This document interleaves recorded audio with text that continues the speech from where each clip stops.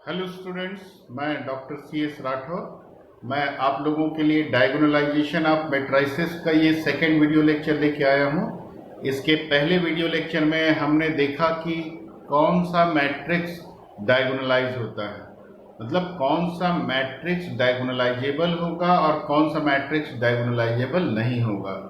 तो उसके लिए क्या था, हमने सबसे पहले सिमिलर मैट्रिक्स का डेफिनेशन पढ़ा, उसके बाद हमने डायगोनलाइजेशन देखा। तो उसमें हमने ये देखा कि किसी भी मैट्रिक्स को चेक करना है कि डायगोनलाइजेबल है कि नहीं, तो हम उसके आइगन वेक्टर्स निकालते हैं। तो जितने उसके उस मैट्रिक्स का ऑर्डर होता है उतने ही लीनियरली इंडिपेंडेंट आइगन वेक्टर्स अगर होते हैं उसके, तब बोलते हैं कि वो डायगोनलाइजेबल होता है। और उसके बाद क्या करते हैं, उसी कॉलम मैट्रिक्स से जो 3 आइगन वेक्टर आता है कॉलम मैट्रिक्स, उससे हम एक मैट्रिक्स P बनाते हैं और P का इन्वर्स निकालते हैं। और P इन्वर्स AP निकालेंगे तो हमको वो डायगोनल मैट्रिक्स प्राप्त हो जाता है। तो हम उस वीडियो लेक्चर में जो क्वेश्चन का पैटर्न देखे, उसमें जो आइगन वैल्यूज आते थे मैट्रिक्स के, वो सारे आइगन वैल्यूज डिस्टिंक्ट होते थे। लेकिन अब हम इस वीडियो लेक्चर में स्टडी करेंगे ऐसे क्वेश्चंस का जिसके आइगन वैल्यूज रिपीटेड हो, मतलब जिनकी मल्टीप्लिसिटी एक से ज्यादा होगी, मिनिमम 2 मल्टीप्लिसिटी वाला आइगन वैल्यू होगा। ऐसे क्वेश्चंस हम इस वीडियो लेक्चर में देखेंगे। तो चलिए हम इस वीडियो लेक्चर में समझते हैं कि कैसे मल्टीप्लिसिटी 2 या 2 से ज्यादा मल्टीप्लिसिटी वाले आइगन वैल्यूज अगर कोई मैट्रिक्स रखता है तो उसको कैसे डायगोनलाइज किया जाता है, कैसे चेक करते हैं कि वो डायगोनलाइजेबल है। तो चलिए देखते हैं।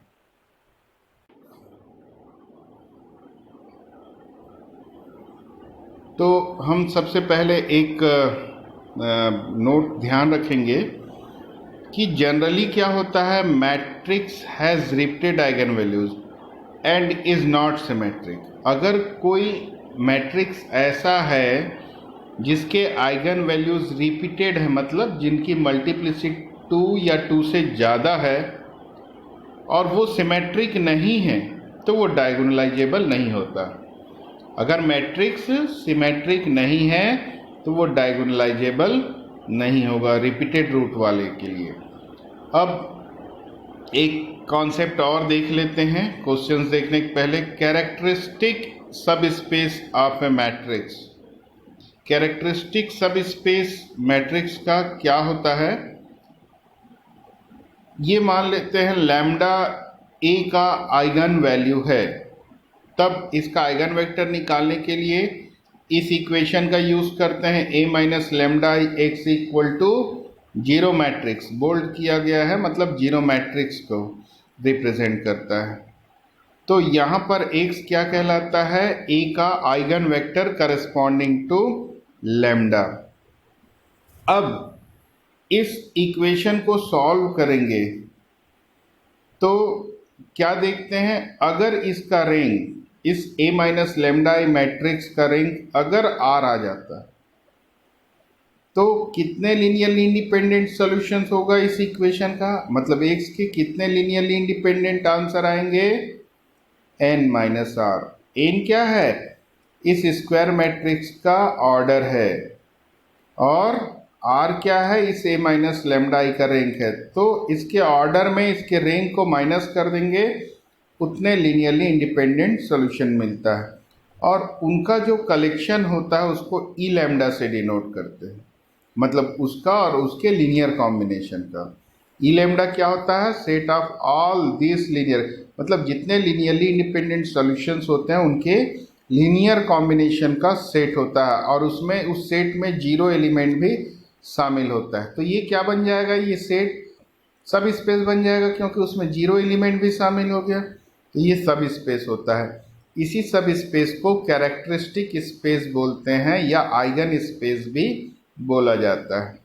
और ये भी ध्यान रखिएगा, जैसे लास्ट वीडियो लेक्चर में देखे थे कि कौन सा मैट्रिक्स डायगोनलाइजेबल है वो चेक करना है। तो यहाँ पर भी एक कंडीशन है रिपीटेड आइगन वैल्यूज के लिए।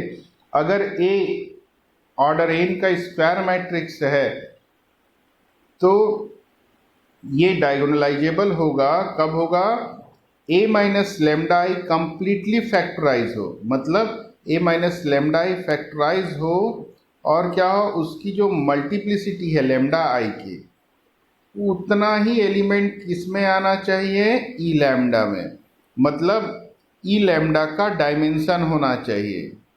ई लैम्डा एक स्पेस है और हर वेक्टर स्पेस का, हर सब स्पेस का डायमेंशन होता है।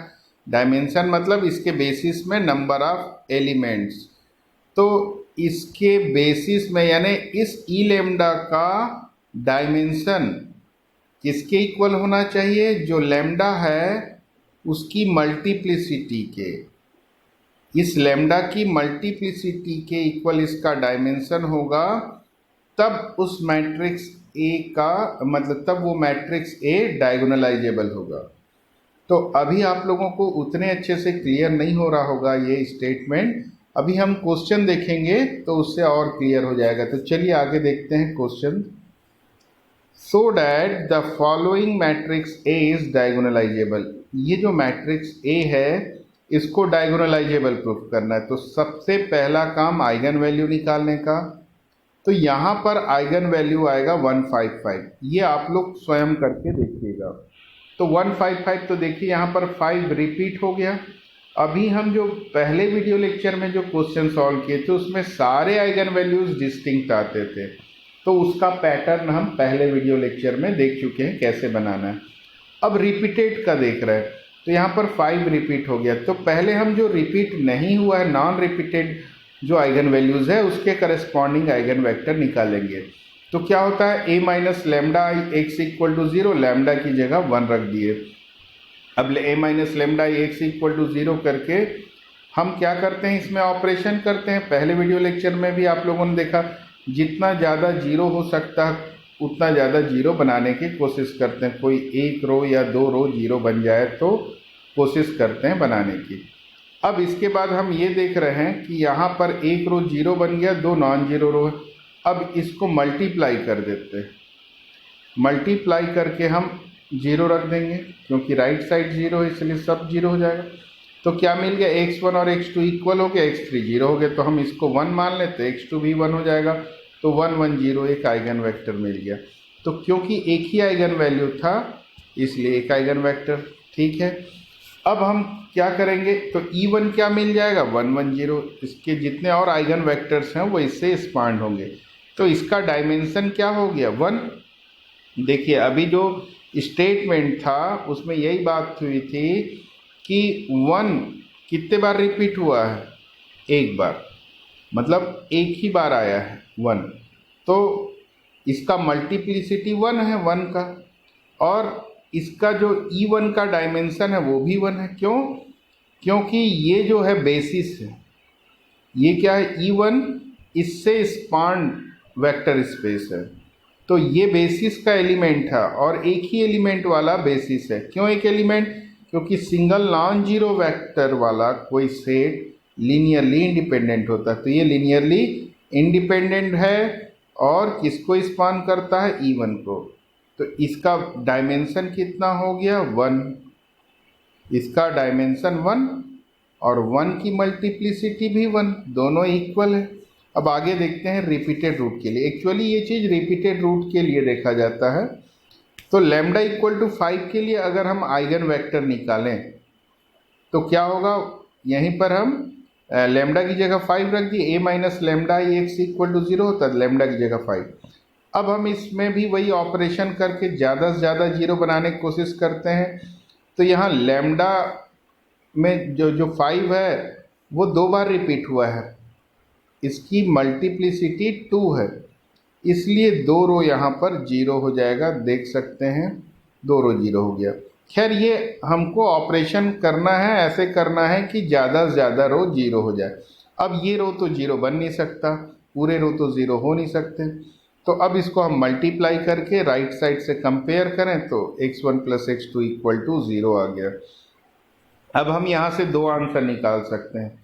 एक आंसर ले सकते हैं, x1 को -1 लें तो x2 1 आ जाएगा, और x3 तो 0 ले लें। अब x1 को 0 लें तो x2 भी 0, x3 को 1। तो दो आंसर आ गया और दोनों के दोनों लीनियरली इंडिपेंडेंट है, देख सकते हैं। मतलब इसमें कोई नंबर मल्टीप्लाई करके या डिवाइड करके x3 नहीं ला सकते, या x3 को किसी नंबर से मल्टीप्लाई डिवाइड करके x2 प्राप्त नहीं कर सकते, करके देख सकते हैं। तो ये लीनियरली इंडिपेंडेंट हो गया। और साथ ही साथ ये जो E5 है इसी से स्पान होता है, क्योंकि आइगन वेक्टर वहीं से निकला है। मतलब ये दोनों आइगन वेक्टर क्या करेगा, E5 को स्पान करेगा।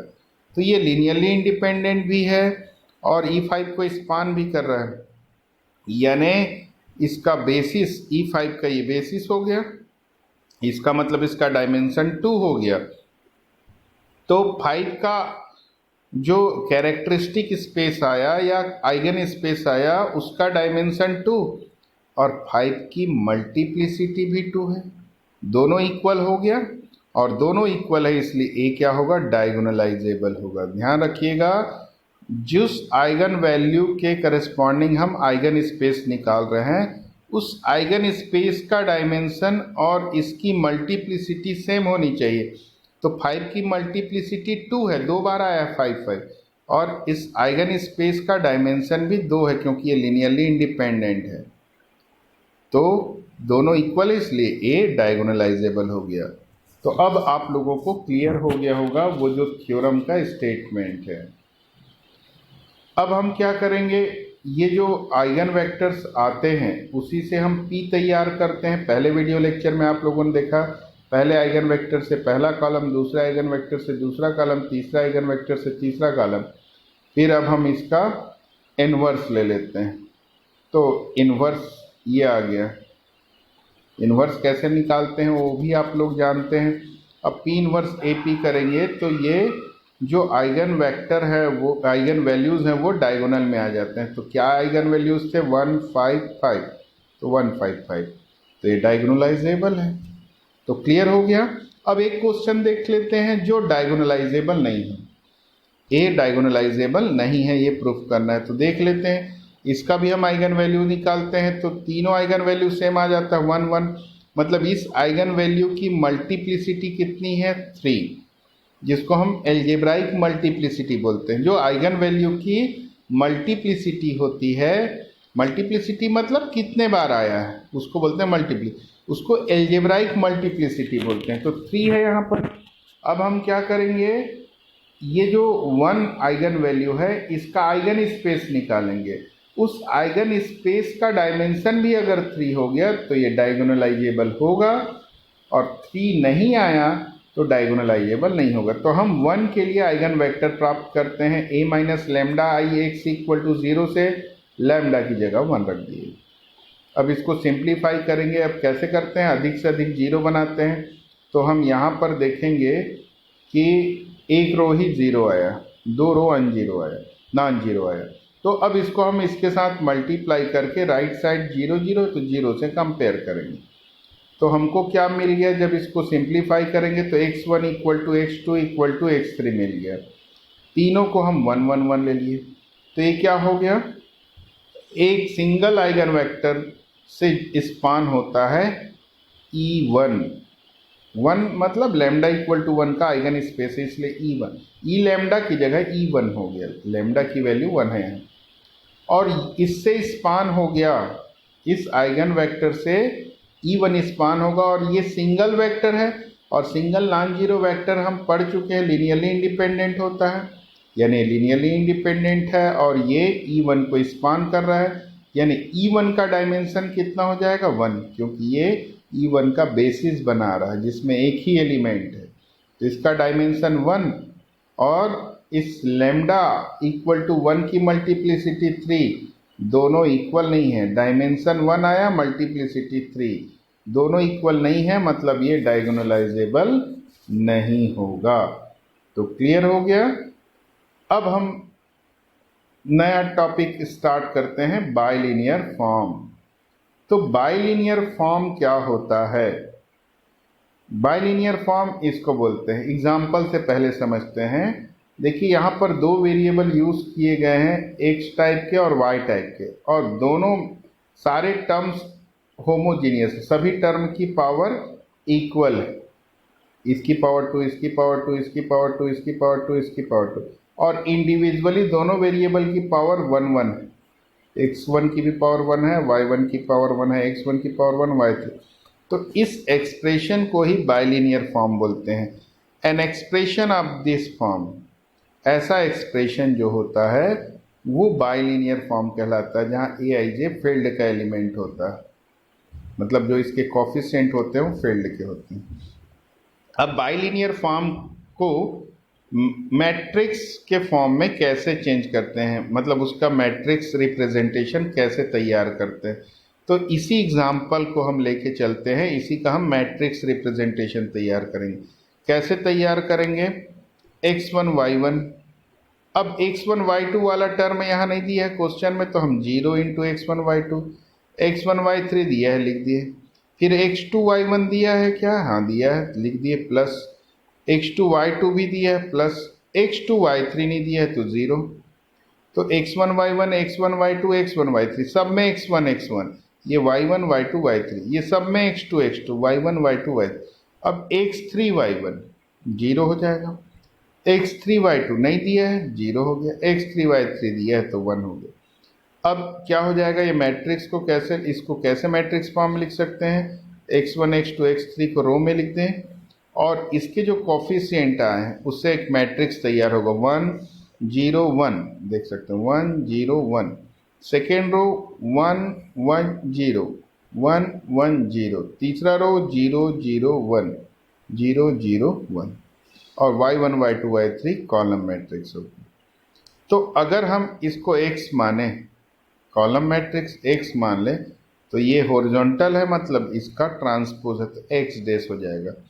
तो इस बाइलिनियर फॉर्म को हम क्या लिख सकते हैं? x डैश ए वाई, मैट्रिक्स के फॉर्म में। तो ऐसे मैट्रिक्स फॉर्म में कन्वर्ट किया जा सकता है बाइलिनियर फॉर्म को। अब बाइलिनियर फॉर्म के टाइप्स क्या क्या होते हैं? ये मैट्रिक्स ए पे डिपेंड करता है, क्योंकि हम इसको बाइलिनियर फॉर्म को मैट्रिक्स फॉर्म में कन्वर्ट कर दिए हैं, तो ए जिस टाइप का मैट्रिक्स होगा उसी टाइप का ये बाइलिनियर फॉर्म होगा। अगर ए सिमेट्रिक मैट्रिक्स हुआ, सिमेट्रिक मैट्रिक्स यानी ए डैश इक्वल टू ए हो गया, तब हम बोलेंगे कि ये बाइलिनियर फॉर्म भी सिमेट्रिक है। अगर ए डैश माइनस ए हो गया यानी स्क्यू सिमेट्रिक हो गया, तो हम ये बाइलिनियर फॉर्म को भी स्क्यू सिमेट्रिक या अल्टरनेट बोल देते हैं। और हर्मिशियन कब बोलते हैं बाइलिनियर फॉर्म को? अगर मैट्रिक्स ए हर्मिशियन हो जाए। हर्मिशियन मतलब transjugate of A equal to A, skew Hermitian मतलब transjugate of A equal to minus ए।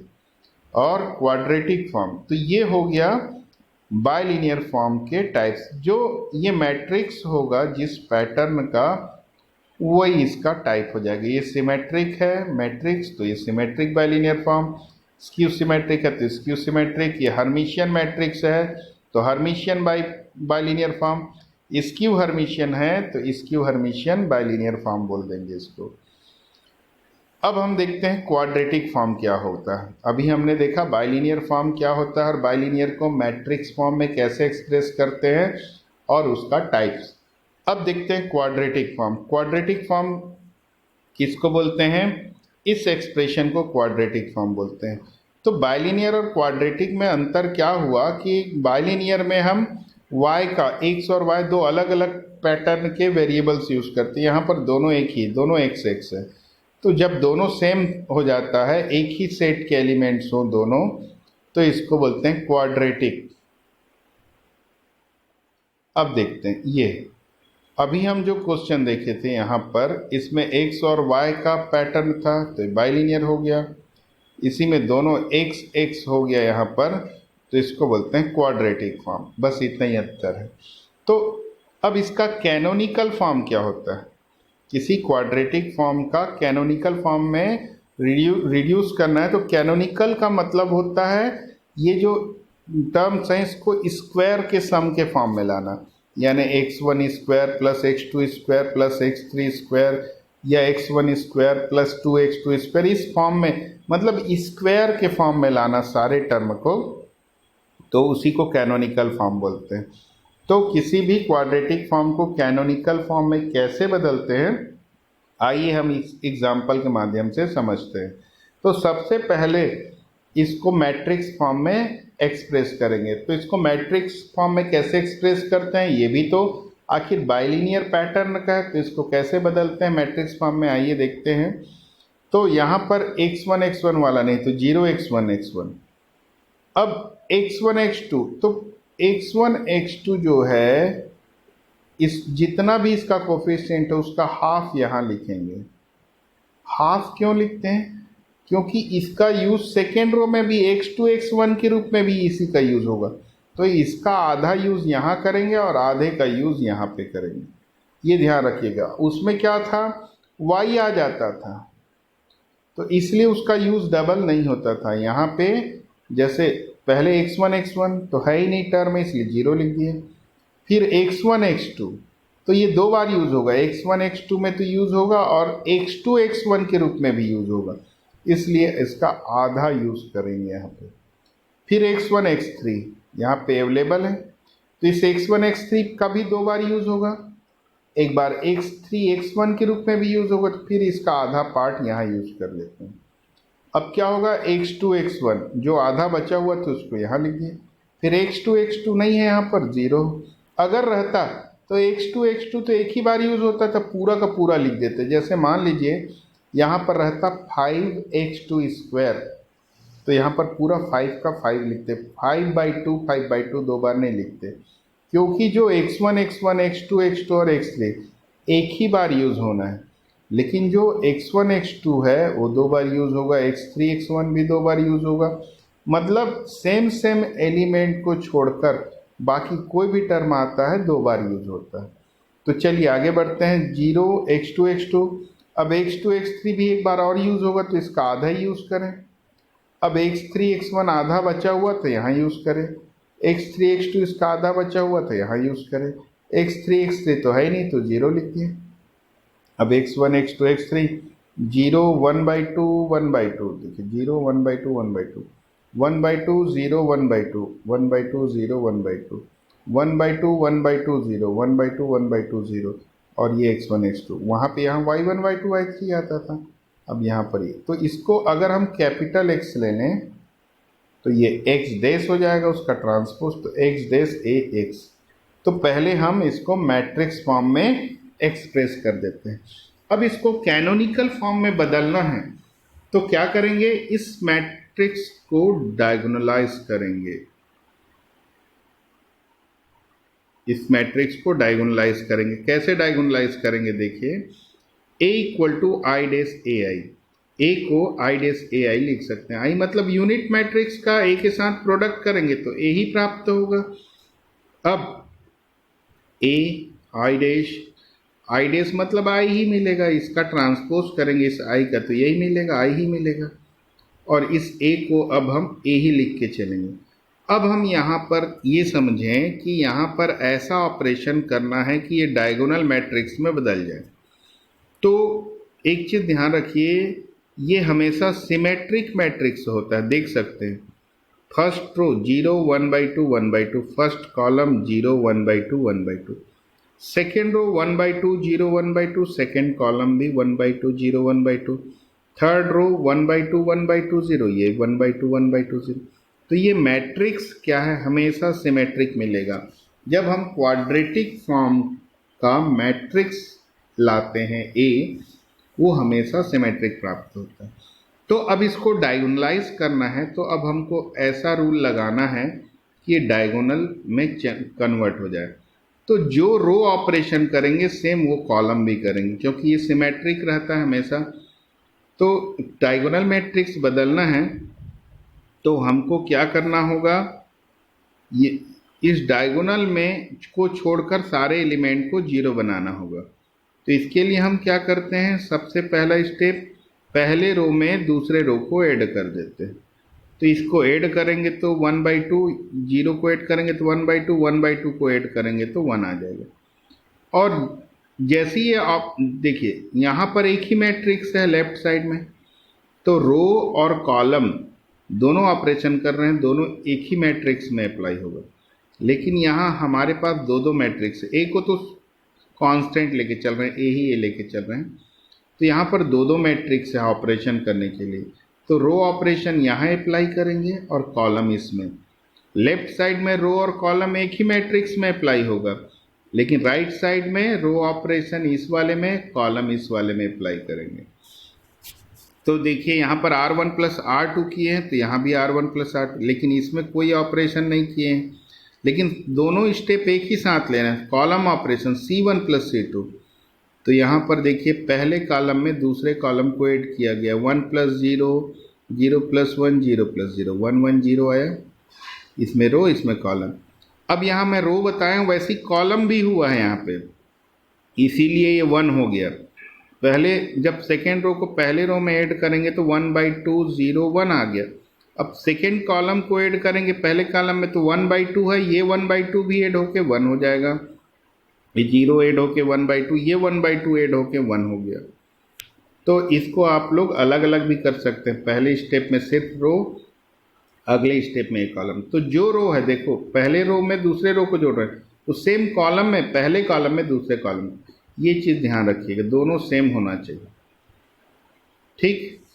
हालांकि ये एक स्टेप में कर दिए हैं, उसको आप लोग कर सकते हैं अलग अलग स्टेप में भी कर सकते हैं, पहले स्टेप में रो दूसरे में कॉलम। अब यहाँ पे डायरेक्ट, अब देखिए यहाँ पे इसको 0 बनाना है, तो इसमें R1 में 1/2 का मल्टीप्लाई करके इसको माइनस, क्योंकि इसको 0 बनाना है और इसको भी 0 बनाना है क्योंकि डायगोनल में, तो इसको डायरेक्ट पहले रो को माइनस कर देंगे। तो जो रो ऑपरेशन करेंगे वही कॉलम, और जो रो कॉलम। इसको मैं 4 ऑपरेशन एक ही स्टेप में बता दिया हूँ, इसको आप लोग अलग अलग 4, मतलब ये एक स्टेप, ये 2 स्टेप, ये तीसरा स्टेप, ये चौथा स्टेप, ये 5वां स्टेप, ये 6वां स्टेप, 6 स्टेप में कंप्लीट होगा। तो इसको आप लोग अलग अलग करिएगा। मेरा उद्देश्य सिर्फ समझाना है, कैलकुलेट करके बताना नहीं है, कैसे किया जाता है यही बताना है, इसलिए मैं इसको शॉर्टकट तरीके से कर दिया हूँ।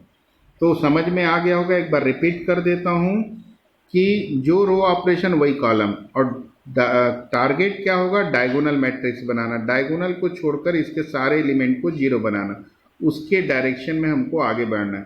तो जो रो ऑपरेशन सोचेंगे कॉलम भी ऑटोमेटिकली होगा, इसको 2 स्टेप में कर लेंगे। फिर अगले स्टेप में इन दोनों को 0 बनाना है, तो पहले रो में 1/2 का मल्टीप्लाई करके दूसरे में माइनस कर रहे हैं, इसको 0 बनाना है, तो तीसरे रो में पहले रो को डायरेक्ट माइनस कर रहे हैं। हम इसको देख के सोचते हैं, और जो ऑपरेशन इधर करेंगे रो ऑपरेशन वो इसमें जो कॉलम अप्लाई करेंगे वो यहाँ करेंगे। ऐसा करने से देखिए ये डायगोनल मैट्रिक्स में बदल गया। तो ये डायगोनल मैट्रिक्स आ गया, इसलिए 1 - 1/4 1 लिखा गया। इसको अगर हम P मैट्रिक्स माने तो ये P डैश देख सकते हैं, इसी का ट्रांसपोज ये आया। ये 1 - 1/2 - 1 है, रो में है, और यहाँ ये कॉलम में है। ये सेकेंड रो है, ये सेकेंड कॉलम, ये थर्ड रो है, थर्ड कॉलम। तो अगर ये हम P लेंगे तो ये P डैश हो जाएगा। तो ये आ गया। अब इसके बाद हम एक ट्रांसफॉर्मेशन लेंगे, x = py, x = py, ये ट्रांसफॉर्मेशन ले लेते हैं py। अब इस ट्रांसफॉर्मेशन को आगे हम सॉल्व करें, सिंप्लीफाई करें, मतलब इसका मल्टीप्लाई इसके साथ करें, तो y1 - y2/2 - y3। फिर दूसरे रो का करें, x2 = y1 + 1/2 y2 - y3, और तीसरा x3 = y3। ये आ गया। अब हम ये जो ट्रांसफॉर्मेशन है इसको हम कहाँ अप्लाई करेंगे, जो हमारा मैट्रिक्स आया था ये x' इक्वेशन 1 में x की जगह क्या रख दें, py रख दें, यहाँ py रख दें, यहाँ x की जगह। तो जब ट्रांसपोज करते हैं तो रिवर्स हो जाता है, ये आप लोगों ने 12th क्लास में पढ़ा है। होल ट्रांसपोज को अलग अलग करते हैं तो रिवर्स हो जाता है, तो y' p' हो गया। और ये जो y' है उसकी वैल्यू ये हो गया y1 y2 y3, और इस y की वैल्यू, और p' अभी देखिए ये इक्वेशन नंबर 2 से p' क्या है, ये डायगोनल मैट्रिक्स है, तो p' की जगह इसको हम रख दिए ये, और इसको हम मल्टीप्लाई करेंगे, ये p' की जगह, और इसको हम मल्टीप्लाई करेंगे तो देखिए ये स्टैंडर्ड फॉर्म में आ गया, कैनोनिकल फॉर्म में स्क्वायर का सम आया। देखिए y1 square, y2 square, y3, इसी को कैनोनिकल फॉर्म कहा जाता है। तो ये कैनोनिकल फॉर्म में एक्सप्रेस कर दिए। तो ये है क्वाड्रेटिक फॉर्म का कैनोनिकल फॉर्म में कन्वर्जन। तो आप लोग इससे रिलेटेड और क्वेश्चंस बुक से देख लीजिए, करिए प्रैक्टिस अच्छे से। तब तक मैं नया वीडियो लेक्चर लेके आऊँगा और मुझे लगता है कि 1 या 2 वीडियो लेक्चर में ये यूनिट आप लोगों का कंप्लीट हो जाएगा। इसके बाद हम इनर प्रोडक्ट स्पेस का वीडियो लेक्चर लेके आएंगे। Thank you.